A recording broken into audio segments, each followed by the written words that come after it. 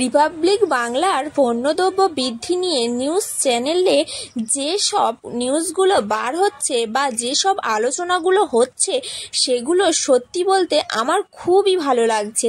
কেননা এরকমভাবে বাজার দর মূল্যবৃদ্ধির কারণে আমাদের তো বাজারে যেতে গিয়ে মাথা পুরো একদম ঘুরে যাচ্ছে। 500-700 টাকা নিয়ে আজকের আমি অনেক দিন পর গিয়েছিলাম বাজারে, সত্যি বলতে কিছুই তেমন কিনে উঠতে পারিনি। আর এক সপ্তাহের বাজার কি 2-3 দিনের বাজার অবধি আমরা করে উঠতে পারছি না। সেজন্য এই যে বাজারের মূল্যবৃদ্ধি নিয়ে কোনো না কোনো নিউজ চ্যানেল এতটা প্রতিবাদ করছে দেখে সত্যি খুব সাপোর্ট করতে ইচ্ছা হচ্ছে। দেখো বন্ধুরা, আজকের বাজার থেকে এই সামান্য কটা বাজার রবিবার হিসেবে করে এনেছিলাম, তাও দেখো কটা বাজার আমার 500-700 টাকা চলে গিয়েছে।